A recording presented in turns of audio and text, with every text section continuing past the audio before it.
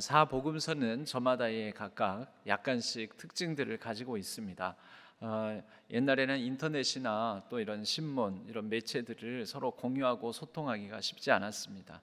서로 지역적으로 떨어져 있는 곳에서 각자 저마다 그리스도인 공동체를 이루었고, 그 각자의 그리스도인 공동체 가운데서 우리가 좀 더 우리 교회 공동체, 우리 신앙 공동체에서 좀 더 집중하고 또 강조하고 이렇게 붙드는 예수님의 모습을 기록하자.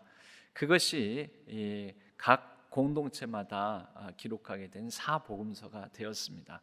그래서 마태복음은 소위 마태 공동체, 마태 신앙 공동체, 마태를 중심으로 한 교회라고 볼 수가 있죠. 그래서 그곳에서 예수 그리스도에 관한 행적을 특히 강조한 부분들, 그들이 바라보는 예수, 그들이 신앙하는 예수, 그런 부분들이 마태 공동체에서 마태 복음으로 이렇게 남게 되었고, 마찬가지로 마가 공동체, 누가 공동체, 요한 공동체, 소위 이렇게 우리가 얘기를 합니다. 각 복음서마다 조금씩 문체나 또 어조, 예수 그리스도를 바라보는 미묘한 미세한 관점의 차이들이 있습니다. 그에 따라서 예수 그리스도에 관한 행적 중에서 어떤 기적 사건은 이 복음서에는 있지만 저 복음서에는 없고, 또 저 복음서에는 있으나 이 복음서에는 없는 경우들도 있습니다. 근데 그럼에도 불구하고 공통적인 것은 예수 그리스도의 하나님 나라에 관한 증언들, 말씀의 가르침들과 예수 그리스도께서 십자가의 길을 걸으셨고 또 부활하셨다라는 공통적인 기록을 가지고 있지요. 네 개의 복음서에 다 담겨진 또 특별한 사건들이 있습니다. 예를 들면 오병이어 사건 같은 경우에는 마태, 마가, 누가, 요한 복음 모두에 기록되어 있습니다. 또 예루살렘 성전, 예루살렘 성에 입성하시는 일명 입성장이라고 불리는 그런 입성 사건이 네 복음서에 다 기록되어 있습니다.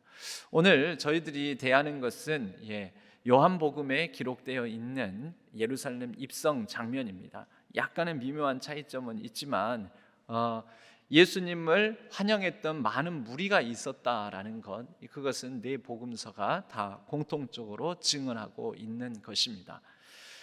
오늘 종려주일을 맞아서 그날 예루살렘에 입성할 때 많은 사람들이 당시에 승리의 상징으로 여겨졌던 종려나무 가지를 꺾어 예수님을 흔들어 환영하고 또 바닥에 깔고 이렇게 했던 이 장면 속에서 우리는 예수님을 그때 당시의 사람들이 어떤 마음으로, 어떤 관점으로 그렇게 맞아들이고 생각했었는지, 이것을 달리 말하자면 예수 그리스도에 대한 신앙의 자세와 태도라고도 볼 수가 있습니다. 크게 네 가지 부류의 사람들을 살펴볼 수가 있고, 그 네 부류의 사람들을 통하여 오늘날 우리의 신앙을 이제 종려주일로부터 고난주간 시작되는데 십자가를 묵상함에 있어서 우리의 신앙을 성찰해 보기를 원합니다. 오늘 말씀에 보면 먼저 12절에 큰 무리가 나옵니다. 그 이튿날에는 명절에 온 큰 무리가 있고, 그러니까 지금 한 그룹이 있는 거죠. 큰 무리라는 한 그룹. 이 사람들은 예루살렘 성 주민이 아닙니다. 명절에 온 사람들. 이때의 명절은 유월절입니다. 유월절을 맞아 원근 각지 사방에 흩어져 있었던, 그러나 유월절을 기억하고 기념하기 위해 예루살렘을 방문하는, 그런데 이것을 우리는 순례객들이라고 볼 수가 있겠죠.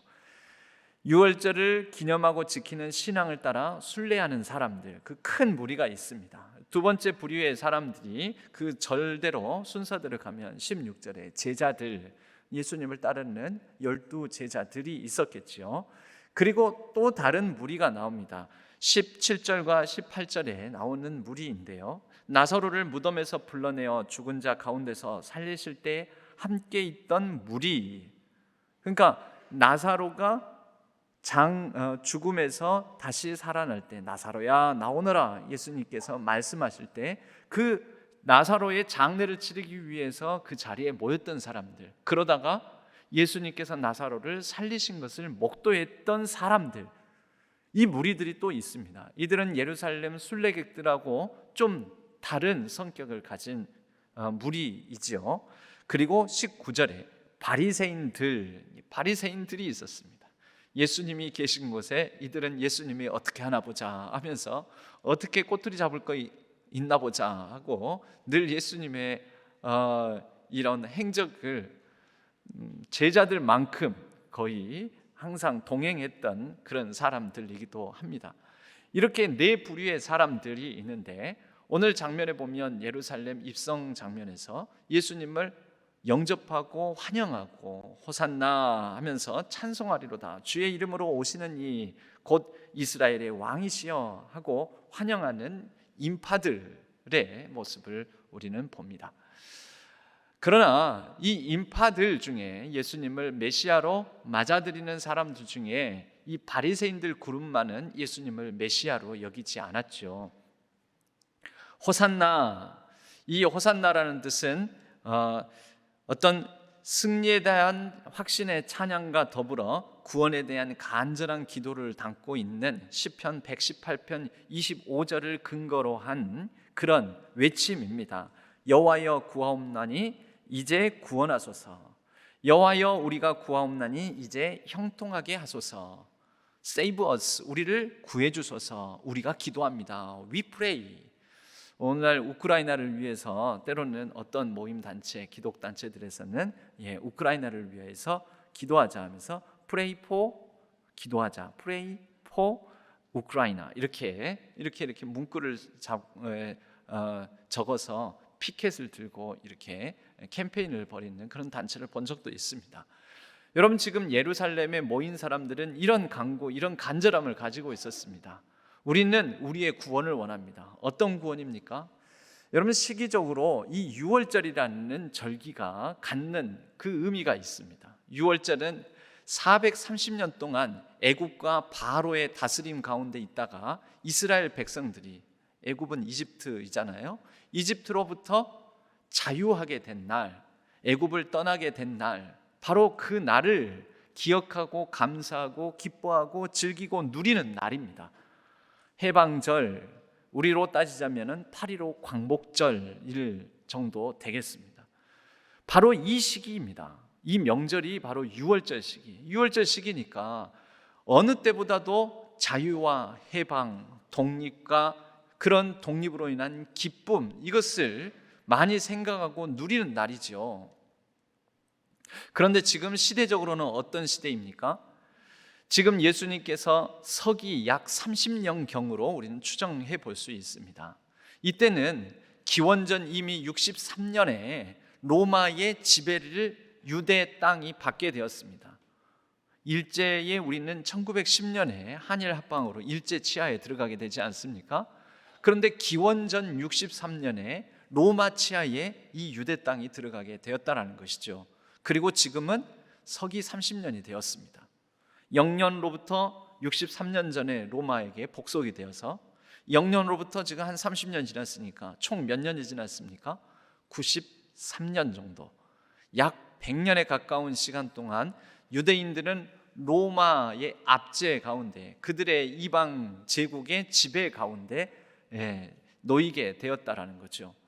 게다가 유월절, 매해마다 그렇지만 특별히 그들에게 이 로마로부터 벗어나게 해줄 그런 지도자, 그런 탁월한 능력자가 나타나게 된다면 우리 유대의 자유를, 우리 유대의 독립을, 우리 유대 왕국의 새로운 나라를 건설해 줄 그런 지도자만 나타나면 우리가 기다려왔던 메시아다라고 그 열망과 간절함을 투사할 수 있는, 그래서 가장 그런 지도자, 그런 마땅한 사람만 있다면 혁명의 기운이 무르익는 시기가 바로 요 시기라는 것입니다. 근데 그때 당대에 가장 탁월하고 사람들 사이에 가장 많은 인구에 회자되는 이름이 누구였냐면 예수. 그 이름도 예수, 구원이라는 뜻이지 않습니까? 예수와 여호수아, 호세아, 구약의 오래된 이름들, 그 이름들이 다 예수와 동일한 의미를 가진 이름입니다. 구원, 구원자라는 그런 의미를 갖고 있습니다.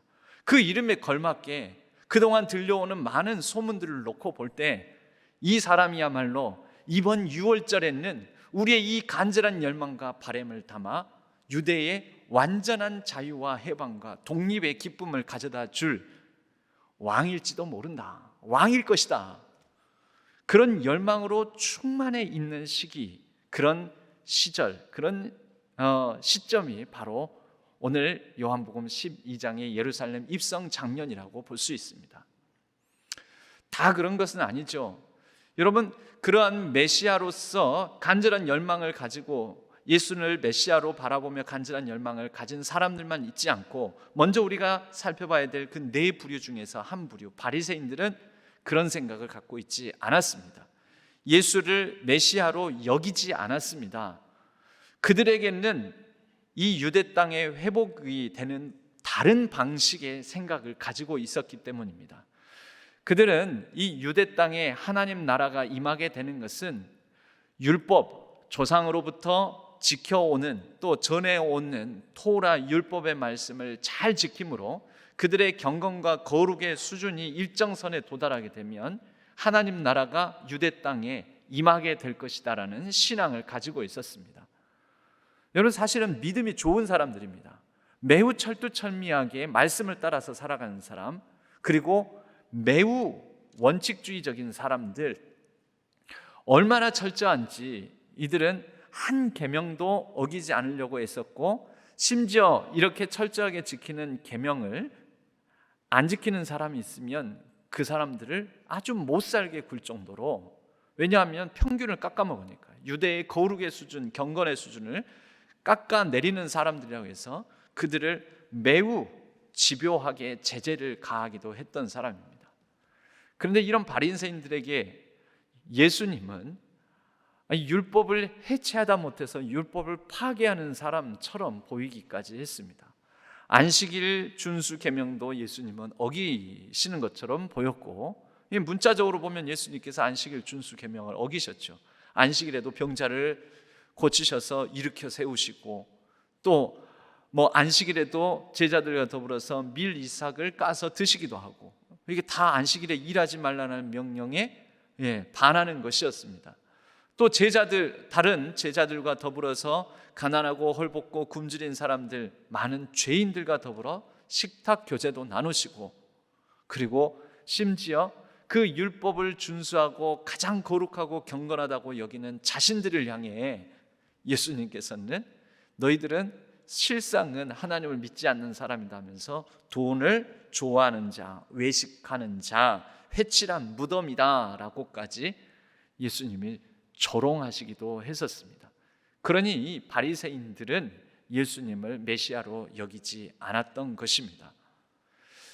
여러분, 오늘날 이런 바리새인적인 신앙생활을 하는 사람들도 있습니다.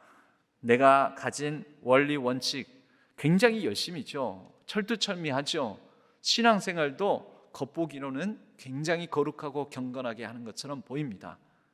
그런데 여러분, 율법이라는 것은 뭡니까? 하나님께서 하나님의 백성 되기 위하여 하나님을 바라보게 만드는, 애굽 땅에서 나와서 거룩한 백성으로서 살아가는 기준과 원칙이 없이 애굽식 사고방식으로 430년간 지냈으므로 노예 근성이 뿌리 깊게 자리 잡은 그들 백성에게 너희들이 하나님 나라 백성으로 거룩한 삶을 살려면 이렇게 살아야 돼 라고 가리키는 손가락인데, 손가락이 그 가리키는 방향에 있는 거룩과 하나님 자신보다도 더 앞서게 되었던 것입니다. 우리가 신앙생활을 하다 보면 굉장히 철두철미하고 원리 원칙주의적이고, 그리고 법과 원칙을 얘기하면서 때로는 그로 말미암아 참 생명, 참 사랑, 참 하나님의 방식과 방법을 놓치는 우를 범하는 그런 신앙의 모습도 우리는 경험하게 됩니다. 예수님께서 이 바리새인들을 향하여서 오죽하시면 이렇게 말씀하셨겠습니까? 마태복음 23장 15절에 화 있을진저 외식하는 서기관들과 바리새인들이여, 너희는 천국 문을 사람들 앞에서 닫고 너희도 들어가지 않고 들어가려 하는 자도 들어가지 못하게 하는도다. 여러분, 예수님께서 율법을 폐하시기 위해서 오셨습니까? 지키지 말라고 하셨습니까? 아닙니다. 엄밀히 말하자면 예수님은 율법의 본질과 율법의 완성이 무엇인지를 더 드러내 주셨습니다. 그것은 사랑, 그 사랑을 바탕으로 한 긍휼과 자비, 인애입니다. 여러분, 이것을 잃어버리고 율법 원칙주의자, 엄격한 신앙주의자를 자처한다면 때로는 개인적인 차원에 자기는 어떤 구원을 받을지는 모르지만 자칫 잘못하면 다른 사람을 온전한 생명으로 이끄는데 굉장히 이 바리새인들처럼 천국 문을 막아버리는 그런 역할을 할 수도 있다라는 것입니다. 우리는 우리 자신을 돌아봐야 됩니다. 내 오랜 신앙생활이, 그래서 이 율법 또는 전통, 내가 기독교에 대해서, 신앙에 대해서 잘 알고 있다라는 것이 오히려 진짜 참 생명이신 예수 그리스도를 가리지는 않는지, 사랑이신 예수 그리스도의 그 율법의 완성인 사랑을 드러내는데 이것이 장애물이 되지는 않는지, 우리의 강팍함과 완고함이 다른 사람을 천국으로 인도하는데, 예수 그리스도로 인도하는데 장애물이 되고 있지는 않은지, 우리 자신을 혹시 바리새적인 신앙생활의 모습은 갖고 있지는 않은지 우리가 이 종료주일의 고난주간 앞서 생각해 보기를 원합니다. 여러분, 이 바리새인들과 다르게 예수님을 메시아로 이제 환영하는 무리들이 있죠. 이 환호성과 이 열광주의적인 함성 속에 있는 이제 세 부류의 사람들이 있습니다. 먼저는 큰 무리들입니다. 12절에 나오는 그 명절에 온 순례자들, 이들은 예수 그리스도의 행적을 와서 들었을 것입니다. 일명 소문을 따라, 야, 이번에는 진짜야, 매해마다 6월절에 이 예루살렘에서 뭔가 특별한 일들이 일어나기를, 즉 자유와 해방의 기쁨이 우리에게 찾아오기를 기다려왔었는데 이번에는 진짜야, 그 적임자가 나타났어 라고 누군가에게 들었을 것입니다. 소문. 여러분, 이들의 예수를 메시아라고 열광적으로 환영하는 것은 무엇을 듣고입니까? 소문 듣고. 예수를 깊이 생각했을까요? 생각하지 않았습니다. 여러분, 오늘날에도 깊이 생각하고 복음을 깊이 생각하고 예수 그리스도를 깊이 생각하고 말씀을 깊이 생각하고 하나님의 뜻을 깊이 생각하여 분별하지 않고 일명 소문 듣고 카더라 듣고, 이렇게 사람들이 우르르 몰려가면 거기에 진리가 있냐, 저쪽으로 사람들이 우르르 몰려가면 거기에 진리가 있느냐, 소위 큰 교회 또는 큰 목사님들이 말을 하면 그것 자체가 그렇다 카더라라는 것에 그냥 우르르 몰려가서 이번에 여기에 투표하고 여기를 지지하고 이것을 붙들고 저것을 행하면 뭔가가 하나님의 뜻에 합당한 것일 거라고 뭘 끄고요? 자기의 생각을 꺼버리고 뇌를 정지시키고 아무 분별력 없이, 여러분, 그런 군중들, 그런 군중 심리를 가진 신앙생활의 모습이 또한 오늘날 우리에게는 없습니까? 오늘 이 군중들에 대해서 사회 심리학자인 구스타브 르봉이라는 사람은 이렇게 표현을 했습니다. 군중은 이성보다는 집단 무의식에 사로잡힌다. 감정적이고 충동적이며 거짓 선동에 쉽게 넘어가고 자주 난폭해질 수 있다. 여러분, 이 큰 무리들, 예수님을 열렬히 환영했던 이 큰 무리들이 일주일도 되지 않아서 불과 며칠 뒤에 어떻게 합니까? 대제사장들에게 매수된 일명 몇몇의 거짓 선동꾼들에 의해서 6월절 특사로 한 사람, 붙잡힌 사람 중에 한 죄인을 풀어주겠다라는 빌라도의 그런 청에 많은 군중들이, 바로 이 군중들이 외치지 않습니까? 십자가에 못 박으소서. 사실 조금만 생각해 보면 설령 예수 그리스도가 자신들의 원함대로 이루어줄 사람이 아니라고 할지라도 십자가에 못 박은 걸, 아니 십자가에 못 박은 그때 당시로서는 정치적 사형 제도, 정치적 사형 수에 대해서 내리는 형벌이었습니다. 예수님이 언제 로마를 뒤집어 엎자고 말한 적이 있습니까? 사람들을 이끌고 무력 투쟁을 하자고 한 적이 있습니까? 언제 밀란을 일으키고 반란을 일으킨 적이 있습니까? 그런 사람들에게 내리는 형벌이 십자가형이었습니다. 그런데 선동된 이들은 십자가에 못 박으소서, 십자가에 못 박으소서, 우리는 예수를 십자가에 못 박기를 원합니다 라고 외치게 되지 않습니까? 폭력적으로 흥분하여서 종려나무를 흔들고 환영했던 그 열광으로, 여러분, 이 가운데 예수 그리스도를 진정으로 따르는 모습은 이 큰 무리들 가운데는 없습니다. 보이기에는 달리 보였지만 그들의 본질적으로는 바리새인들과 별반 다를 바 없는 무리들인 것입니다. 그런데 조금은 또 결을 달리하는 다른 무리가 하나 있죠. 17절과 18절에 나오는 무리들입니다. 나사로를 무덤에서 불러내어 죽은 자 가운데서 살리실 때에 함께 있던 무리, 그러니까 나사로 사건을 직접 경험했던 사람들이죠. 바로 이 무리가 이에 무리가 예수를 맞으면 이 표적 행하심을 들었음이러라. 바로 이 예수님을 메시아로 환영하는 사람들 중에는 나사로의 사건을 경험했던 사람들이라는 것입니다. 그런 사람들이 있었다는 거죠. 나사로 사건은 예루살렘에서 조금만 가면 한 두어 시간 정도만 가면 되는 거리인 베다니라는 곳에, 베다니에 있는 집, 그곳에서 일어난 사건입니다. 이곳에서 베다니의 집에는 바로 나사로를 비롯해서 그의 누이되는 마르다와 마리아가 있고, 바로 우리가 읽은 이 본문 직전 상황에서는 마리아가 예수님의 죽음을 준비하며 자신의 향유를 부어 예수님의 발을 씻기는 그런 아주 감동적인 장면이 있죠. 그런데 바로 이 집에서 일어난 사건이 뭐냐? 죽은 나사로, 죽은 줄로 알았던 나사로를 예수님께서 나사로야 나오너라 하면서 살리신 그 부활의 놀라운 사건이 있었던 것입니다. 이것을 직접 경험한 사람들. 여러분, 신앙의 행태로 보면 이 행태는 뭡니까? 어떤 기적적 체험으로, 영적으로 큰 한방 체험으로 자신의 신앙의 경험이 전부인 양 여기는 사람들.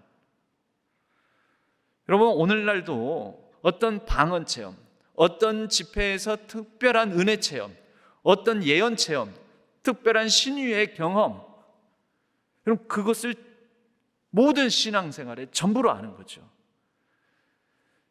여러분, 하나님을 믿고 예수 그리스도를 따라가는 신앙은 특별한 영적 체험 한 방으로, 한 번으로 모든 신앙생활이 완성되는 것이 아닙니다. 그런데 이 무리들은 이 한 방에 큰 나사로, 죽은 나사로가 살아나는 사건의 체험이 그들의 신앙생활, 메시아를 바라고 구하는 전부가 되어버립니다. 이게 자기 안의 틀에 갇혀버리는 것이죠. 여러분, 하나님은 절대 우리의 영적 경험에 갇히시는 분이 아닙니다.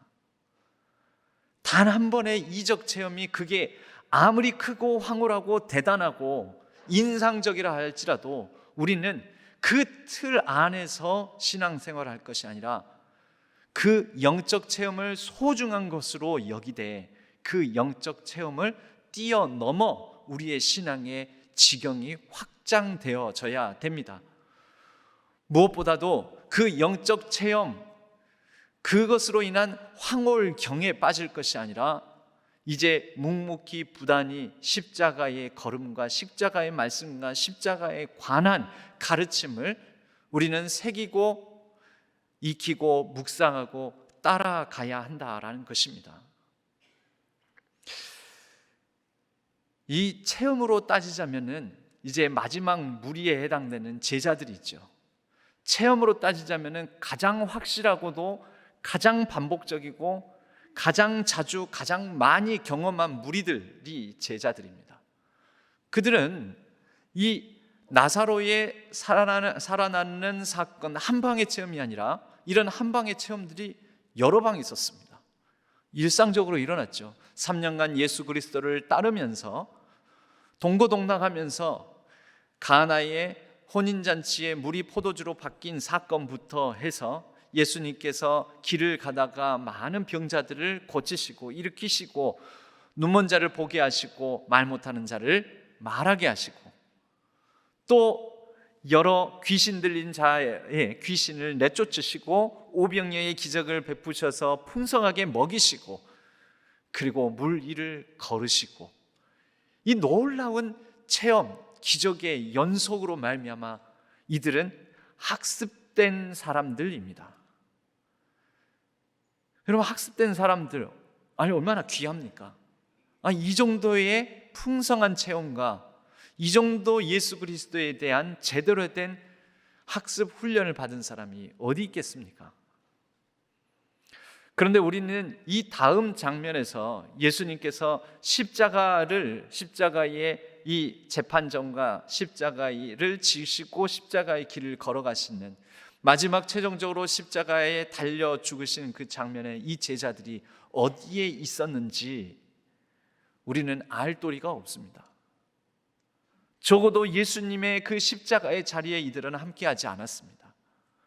그렇게 많은 체험이 있었고 그렇게 많은 학습이 된 사람들이었는데 왜 그렇겠습니까? 성경은 16절에서 이렇게 얘기합니다. 제자들은 처음에 이 일을 깨닫지 못하였다가, 여러분, 제자들에게 그 많은 체험이 있고 그 많은 학습된 것이 있었지만 체험과 학습이 이들을 구원해 주지 않았습니다. 체험과 학습이 예수 그리스도를 끝까지 따르게 하지를 못하였습니다. 그들에게는 이 체험과 학습으로 말미암아 예수 그리스도가 얼마나 대단하신 분인지에 대해서는 알고 있었으나 그 대단하신 분이 이제 이루어야 될 바는 자신들의 메시아로서 자신들을 좀 더 나은 지위로 많은 이스라엘 사회에서 유대 사회에서 자신들을 높여줄 존재로 여겼을 뿐인데, 그러한 대단한 능력자가 자신들이 생각하는 방향으로 일하시지 않고 무력하게 십자가를 지시고 무기력하게 십자가에서 죽으신 모습을 보면서 자신들의 생각과 다르게 십자가를 감당하는 예수 그리스도를 부정하게 되었습니다. 여러분, 가끔 우리가 그렇지요. 내 생각과 다르면 내 생각을 고쳐야지. 내 생각과 다르게 이루어진 사안들을 보면서 내 생각을 새롭게 해석하고 바꾸려고 했어야지. 우리는 내 생각을 고치려 하기보다는 일어난 상황을 부정하려고 하는 그런 경향성을 보일 때가 얼마나 많은지, 특별히 하나님에 대해서도 예수님에 대해서도 내 생각과 같이 이렇게 일하셔야 되는데 그렇게 일하시지 않으면 이런 하나님이 다 있나? 내가 그렇게 간절히 사모하고 헌신하고 또 그렇게 바라고 갈망하고 그렇게 간절히 기도했는데 왜 이런 식으로 일하시나? 그러면 이것은 하나님이 아니시다 라고 하나님을, 이건 하나님의 역사가 아니라고 부정하는 그런 경우들 있지 않습니까? 그런 신앙의 모습이 있지 않습니까? 제자들이 그랬습니다. 오랜 신앙의 체험과 오랫동안의 예수 그리스도 바로 곁에서 훈련을 받은 학습이 있었지만 그들에게는 십자가가 없었던 것입니다. 내 뜻과 다르게 하나님께서 구원을 이루어 가실 수 있다. 십자가와 부활이 없었습니다. 16절, 처음에는 이 일을 깨닫지 못하였다가 예수께서 영광을 얻으신 후에야. 여러분, 예수님께서 어떻게 영광을 얻으셨습니까? 제자들은 예수님께서 영광을 받을 것이라고 예상한 바가 있었습니다. 그런데 그대로 되지 않으니까 아예 예수님조차도 부정해버립니다. 하지만 성경은, 하나님은 예수님께서 영광을 받으시는 그 방법과 도구로 십자가를 사용하셨습니다. 사람들의 예상과 다르게 심지어 가까운 거리에 있었던 제자들의 생각과 다르게 여러분, 우리의 삶도, 우리가 예수 그리스도를 믿는 이 믿음도 우리와 다르게 하나님께서 하나님의 구원의 경륜을 이루어갈 수 있습니다. 우리가 예수 그리스도를 어떻게 따라야 됩니까? 나를 따르려거든 자기를 부인하고 자기 십자가를 지고 나를 따를 것이니라. 우리 모두도 하나님의 영광을 드러내는 도구가 세상 많은 군중들, 즉 세상 사람들이 여기는 그런 방식으로 우리의 영광, 우리에게서 하나님의 영광이 나타나고 드러나는 것이 아닙니다. 때론 내 생각과 다르게 내가 생각하는 길이 막히고 내 뜻과 내 계획대로 되지 않는 가운데서 오히려 그 자기 십자가를 지고 묵묵히 걸어가는 걸음 속에서 하나님의 영광이 드러날 수 있습니다.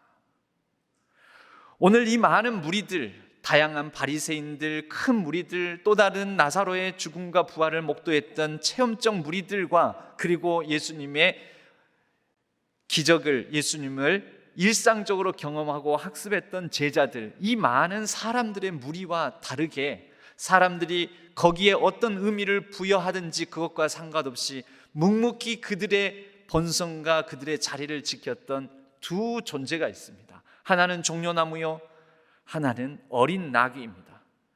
종려나무는 가물고 습기가 없는 메마르고 황폐한 땅, 그 광야 지역에서 자라는 나무입니다. 딱 보면 죽은 것 같은데 그 죽은 것 같은 상황 속에서 풍성한 대추야자라고 우리말로는 불리는 풍성한 열매를 맺는 나무입니다. 이런 나무입니다. 제가 사진을 가져왔는데요.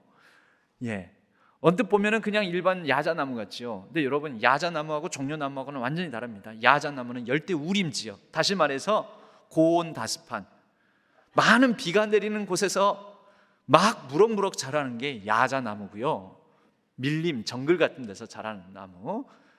그런데 종려나무는 메마르고 황폐한 광야에서 자랍니다. 그리고 야자나무의 이 열매는 이 종려나무 열매하고 다릅니다. 종려나무 열매는 바로 이 확대되어 있는 이런 열매를 맺습니다.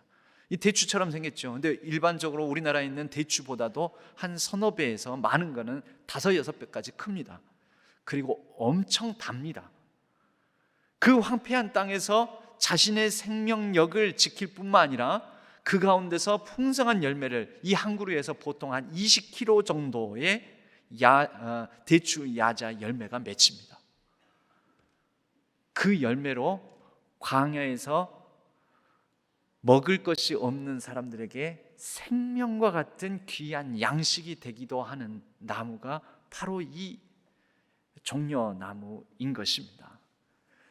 여러분, 마치 메마르고 황폐한 우리의 삶 여건 속에서 새로운 생명을 주시고 새로운 생명의 소망으로 살게 하시는 우리 예수 그리스도와 같은 나무가 종려나무 아니겠습니까? 더불어 우리의 여러 고단하고 아픈 삶의 현장 속에서 우리 주님께서는 열매를 맺게 하시고 우리가 맺는 신앙의 그 아름다운 열매로 또 다른 사람을 살리고 먹이고 함께 더불어 살게 하시는 그런 상징으로서 우리는 종려나무를 바라볼 수도 있을 것입니다.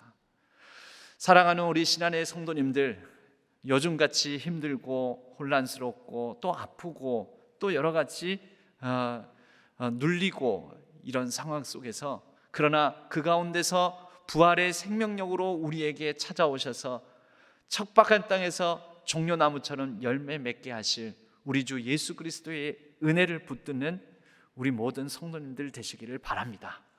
그리하여 종려나무 같은 신앙을 갖게 되시기를 주님의 이름으로 간절히 축복합니다. 여러분, 또 다른 한 모습이 있습니다. 어린 나귀. 예수님께서 그 많은 환호하는 군중들이 있으나 그 군중들을 향하여서 눈길을 주시지 아니하고 오히려 14절에 보면 예수는 한 어린 나귀를 보고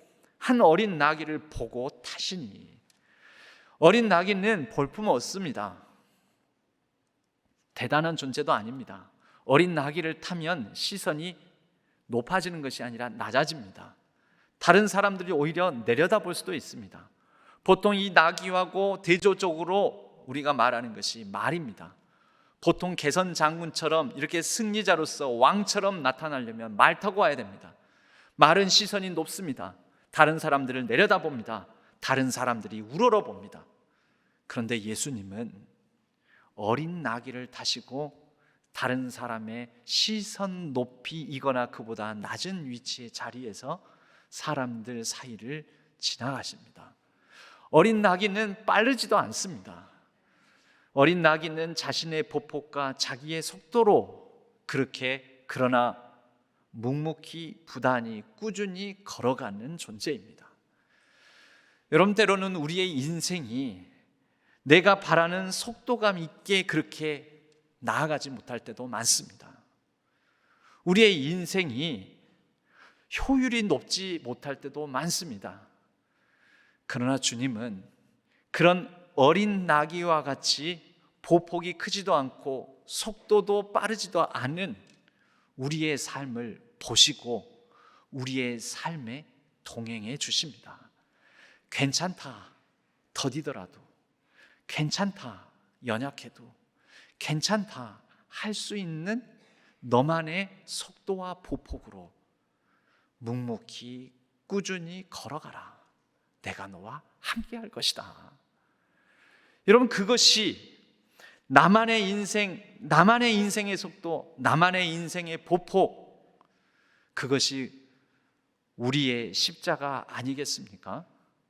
우리의 십자가를 지고 주님을 따라가는 그 걸음걸음 가운데 십자가를 이미 우리를 위하여 짊어져 주신 예수 그리스도께서 올라타시고 동행하시고 우리의 삶을 이끌어 주실 것입니다. 봄이라 많은 꽃들이 피어납니다. 이제 벚꽃 엔딩, 이 지역에서는 벚꽃 엔딩의 시간들입니다. 그러나 또 다른 꽃이 피어납니다. 여러분, 꽃마다 저마다 피는 시기가 있고 피는 온도가 있고 또 피어난 모양들이 다 저마다 다릅니다. 누군가는 화려하고 큰 꽃이 아닐 수도 있습니다. 그러나 우리 저마다 각자 다른, 때로는 잡초와 같은 들풀일지라도 하나님은 그 모든 꽃들을 저마다의 모양과 향기대로 아름답게 여겨주십니다. 꼭 장미꽃이 다 되어야 됩니까?